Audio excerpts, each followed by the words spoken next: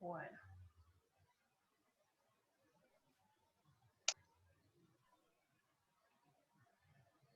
Creo que son todos los que no pudieron poner presente y ahora están. Entonces pueden escribir nuevamente en el chat. Así queda registrado, ¿sí? Los que no pudieron conectarse por A o B motivo no hay problema. Como les dije, la clase va a estar en YouTube. A la plataforma no estoy pudiendo subir porque está teniendo problemitas, parece, pero apenas se restablezca va a estar también esto, ¿verdad? Y cualquier consulta o duda, no hay problema, vamos a resolver. Si no quedó algo claro, entonces vamos a volver a explicar, ¿sí? Traté de apurarme un poquitito, por eso dije bastante rápido, porque ya estaba viendo que se estaba por terminar el tiempo, entonces vuelvo a repetir un poquitito acá, ¿verdad? Bueno, los glúcidos y los azúcares, ¿verdad? Se pueden combinar entre ellos, ¿verdad? Y daba lugar justamente a las diferentes clasificaciones de carbohidratos que vimos anteriormente, ¿verdad? Los monosacáridos, los oligosacáridos, los polisacáridos, ¿verdad? Y sus divisiones otra vez, ¿verdad? Pero también los azúcares se pueden unir a otras moléculas, ¿verdad? Se pueden conjugar, ¿verdad? Y tienen diferentes nombres, ¿verdad? Por ejemplo, hetero diferente, ¿verdad? Heterócidos, ¿verdad? Es prácticamente la unión de un monosacárido o un oligosacárido, ¿verdad? De baja categoría, con una o más moléculas que no sean azúcares o que no sean glúcidos. Ahí teníamos entonces a la digitalina, pero como les dije, es prácticamente un glucósido cardioactivo, o sea, se usa prácticamente en enfermedades cardíacas y en el tratamiento de enfermedades vasculares, ¿verdad? Después también, en el caso de las plantas, le da color a las flores en algunos, ¿verdad? Tenemos a los tanócidos, que cumple función de astringente, ¿verdad? O digamos bajar la inflamación, ¿verdad? Tenemos la streptomicina, que es un antibiótico espectacular, es un aminoglucósido, ¿verdad? Generalmente viene combinado con la penicilina, van a poder ver si es que ya hacen clínica algunos. La penicilina streptomicina suele venir, ¿verdad? Se puede conjugar también con otros tipos de antibióticos, ¿verdad? Para mayor efectividad. Pero en este caso prácticamente la streptomicina sola es un antibiótico de espectro bajo, ¿verdad? O de espectro pequeño, que viene justamente de una bacteria. ¿Quién tiene prendido ese micrófono? Ya apagó. Después hablábamos también de los peptidoglucanos, ¿verdad? Que es prácticamente un péptido unido a un azúcar, ¿verdad? Recuérdense que los péptidos no es igual que las proteínas, también están constituidos por aminoácidos, pero tienen menor peso molecular en el caso de los péptidos. Generalmente, como menciona acá, constituyen la pared de las bacterias, es algo rígido, una estructura rígida que inhibe de cierta forma que ingresen elementos extraños, en este caso agua, a través de las paredes de las bacterias, evitando que la misma se destruya. Prácticamente es una estructura básica de la pared celular de bacterias, vamos a decir así en términos generales. En cuanto a los proteoglucanos, ¿verdad? Son proteínas con azúcares, me dice que un 80% de sus moléculas están formados por polisacáridos, ¿verdad? Los que tienen prácticamente de 5 a más monosacáridos y una fracción con proteínas, ¿verdad? Son heteropolisacáridos, o sea, están constituidos por polisacáridos diferentes, como en el caso de algunos animales, el ácido hialurónico, que les dije que se utiliza bastante en cosmética, como para regenerar, digamos, la piel, ¿verdad? Después también otro elemento, otro proteoglucano de importancia sería la heparina, que es un anticoagulante, ¿verdad? En el caso para hacer pruebas de coagulación, por ejemplo, en los animales, se utilizan tubos de ensayo con heparina, ¿verdad?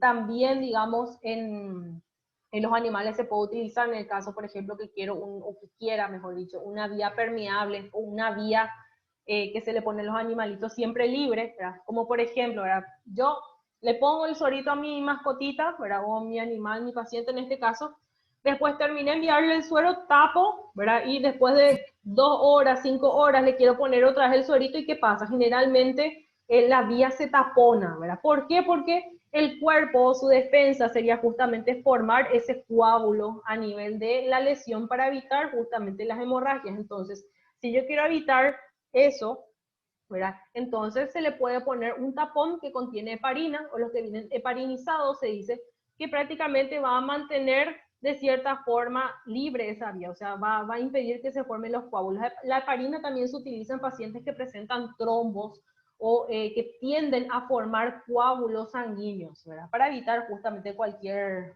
proceso de paro por justamente bloqueamiento de alguna válvula o de alguna arteria importante, ¿verdad? También tenemos la condroitina, que es un elemento súper importante en medicaciones para nivel osteoarticular, ¿verdad? Específicamente para la parte del cartílago articular. Sí, es que ya vieron algunos medicamentos, ¿verdad? Hay varios, ¿verdad? En el caso de los animales que ayudan justamente a la salud del cartílago articular. Se usa mucho en los pacientes seniles, ¿verdad? Los que son viejitos, para evitar ese desgaste en las articulaciones y ese dolor, ¿verdad? Entonces ahí también influye la condroitina, ¿verdad? Como le dice, que está presente en cartílagos, huesos, córnea también, ¿verdad? Para la salud de los mismos. Después tenemos a las glucoproteínas, ¿verdad? Que son moléculas formadas por una fracción glucídica, dice una fracción proteica, unido por enlace covalente. Acá menciona, por ejemplo, a las principales tenemos a las mucinas, ¿verdad? Que esto creo que no lo mencioné anteriormente. De secreción, dice, como las salivales, tenemos las glucoproteínas de la sangre y glucoproteínas de las membranas celulares, ¿verdad? Tenemos proteínas súper importantes a nivel sanguíneo que ayudan de cierta forma a enviar medicaciones y para saber, digamos, la salud de los riñoncitos, que son, por ejemplo, la albúmina y la globulina, que son súper importantes, que generalmente se tiene como rango de referencia en los casos de enfermedades renales, ¿verdad? Para ver, como les digo, la permeabilidad de los riñones. O también para saber, por ejemplo, si es que el animal está, ¿cómo es que se dice? Está apto, esa es la palabra, para poder recibir ciertas medicaciones, si lo va a poder filtrar, si lo va a poder metabolizar, ¿verdad? Porque si no, podemos ocasionar también ciertas patologías. Tenemos también a los glucolípidos, que como le dice su nombre es un azúcar con lípidos, ¿verdad? Están formados por monosacáridos o por oligosacáridos unidos a lípidos. Se los puede encontrar en la membrana celular, que eso ya, no sé si les hablé, ¿verdad? Pero prácticamente la membrana celular o la envoltura que tiene las células, ya sea animal, ¿verdad? O humanas, ¿verdad? Tiende a tener capas de lípidos, ¿verdad? Estos lípidos, como ya bien sabemos, tienen una cabecita y tienen unos piecitos, ¿verdad? Que se ubican de acuerdo a su extremo hidrofílico o hidrofóbico, ¿verdad? Y a estos lípidos se lo pueden anclar azúcares o glúcidos, que generalmente a nivel de membrana celular se utiliza muchísimo como receptores de sustancia o captadores de información, ¿verdad? Los cuales van a enviar nuevamente una respuesta o prácticamente van a introducir ciertas moléculas por dentro de la célula. Y dentro de los glucolípidos importantes tenemos a los cerebrósidos y los gangliósidos, ¿verdad? Los cerebrósidos prácticamente son monosacáridos de ceramida, ¿verdad? Prácticamente están formados por unión de ceramidas, ¿verdad? Y una hexosa, mediante prácticamente el enlace glucosídico. Se los puede denominar también glucoesfingolípidos o glicosfingolípidos. Son importantes para la membrana celular en cuanto a sus componentes, también importantísimo para el músculo y para la célula nerviosa, ¿verdad? También a nivel del sistema nervioso central y periférico, o sea, sirven de cierta forma como una envoltura o constituyen la vaina o la envoltura de mielina de los nervios, o sea, es un constituyente de ellos. En cuanto a los gangliósidos, prácticamente son, digamos, lípidos que se encuentran con las cabezas polares muy grandes que están formados por unidades de oligosacáridos, ¿verdad? Y prácticamente cumplen roles importantes en cuanto al crecimiento celular, diferenciación de tejidos, así como también en la carcinogénesis. Después, en cuanto a la función de los glúcidos, Esto volvemos a repetir nada más porque ya lo vimos en diapositivas anteriores, ¿verdad? Cumplen funciones entonces energéticas. Ahí mencionábamos los importantes, el almidón y glucógeno, ¿verdad? El almidón a nivel vegetal, ¿verdad? Que también lo utilizan de cierta forma los monogástricos, y el glucógeno en el caso de los animales, ¿verdad? Como prácticamente la fuente de reserva de la glucosa, y también metemos aquí a la sacarosa. En cuanto a la función estructural, dijimos que el enlace beta es lo que impide la degradación de las moléculas y hace que algunos organismos puedan, en algunos organismos, digo bien, puedan durar cientos de años. Aquí mencionamos a la celulosa, la hemicelulosa, las pectinas que forman la pared vegetal, o sea, le dan rigidez a la célula. Y por ende, mientras más rígido es, ¿verdad? Generalmente hay menos poder de degradación, ¿verdad? Dentro de estos elementos estructurales, ¿verdad? Podemos mencionar también algunas proteínas, ¿verdad? Que están ancladas justamente a estos azúcares, como en el caso del pelo, las uñas, ¿verdad? Al unirse estos azúcares con las proteínas forman una estructura bastante rígida, que es, como les digo, difícil de disgregar. Por eso, en el caso de algunos animales, personas, entre otras cosas, ¿verdad? Cuando fallecen, se los entierra, ¿qué pasa? ¿Qué es lo que más persiste? Persiste justamente los pelos, persisten las uñas, ¿verdad? Justamente por los elementos que lo constituyen. También cumplen funciones informativas, ¿verdad? En cuanto a reconocimiento en superficies a través de glicoconjugados. Y aquí es lo que les dije, ¿verdad? En el caso de receptores de sustancia, ¿verdad? Como en el caso que mencionamos anteriormente en la membrana celular, ¿verdad? Tenemos los constituyentes principales, que son los lípidos, proteínas y los azúcares, ¿verdad? Entonces, los lípidos están constituidos en mayor lugar, que tenían sus cabecitas y sus piecitos, las proteínas que ayudaban también de cierta forma a nivel estructural o como para poder facilitar el ingreso y salida de sustancias, teníamos las globulares, las periféricas, las transmembranales, y teníamos también ahí entonces los azúcares que generalmente se hallan unidas a las proteínas o se pueden unir también a los lípidos, y estos cumplen función de receptores o captadores de sustancia para, como les dije, desempeñar una función X o prácticamente envían ciertas informaciones desde afuera hacia adentro de la célula. Bueno, y en cuanto a digestión le pongo un resumen nada más, porque este es digamos, un capítulo aparte, ¿verdad? Cuando hablamos de digestión, porque es bastante amplio hablar de la parte de digestión, más todavía hay que dividir en el caso de veterinaria en monogástricos y poligástricos, porque se utilizan prácticamente enzimas diferentes, el desdoblamiento es diferente y da lugar a elementos, digamos, mínimos diferentes, ¿verdad? Las rutas metabólicas son diferentes entre especies a otra, ¿verdad? Entonces, por eso le pongo un resumen así pequeñito, ¿verdad? Pero no es bastante específico. Esto sí lo vamos a desarrollar con mayor amplitud cuando hablemos en la parte de digestión, ¿sí? Me dice que prácticamente al final de la digestión, como les dije, ¿verdad? Para poder consumirse o poder, digamos, mejor dicho, incorporarse dentro de las células, los azúcares, así como las proteínas que vimos anteriormente, se tienen que desdoblar hasta lo más mínimo. Y en este caso serían los monosacáridos, que van a ser absorbidos a nivel intestinal. Prácticamente todas las sustancias, las que van a ir a través del torrente sanguíneo hasta las diferentes células, se absorben a nivel intestinal. Los polisacáridos son complejos. Aquí mencionamos a la hemicelulosa, que sería justamente una celulosa, y las pectinas. Dice, la mayoría de los animales pueden digerir el almidón por medio de enzimas, que eso ya hablamos, ¿verdad? La alfa-amilasa salival, ¿verdad? Ya a nivel de boca se empieza a desdoblar el almidón, ¿verdad? Se le denomina también tialina, eso dependiendo de la literatura pueden encontrar de una u otra forma o ambas, y la alfa-amilasa pancreática, ¿verdad? A través justamente de eliminando sus productos a nivel ya intestinal. La celulosa, como ya dijimos, solamente puede ser digerida por algunos elementos, mencionábamos ahí en el caso de los rumiantes, pero específicamente a nivel de los microorganismos ruminales. También la celulosa lo pueden desdoblar, como en el caso de las termitas, son un punto y aparte también en esto, ¿verdad? Ellas sí pueden aprovechar y sí pueden desdoblar esa celulosa, que es el constituyente importante también de la madera.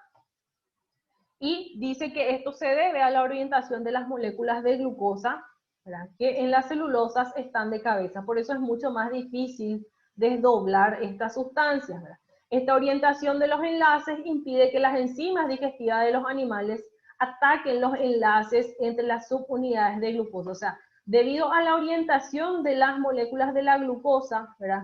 Las cuales prácticamente las cabezas apuntan hacia afuera, ¿verdad? Hace que justamente las enzimas que tienen que desdoblar estas sustancias no puedan alcanzar esos enlaces y por tanto no se puedan disgregar.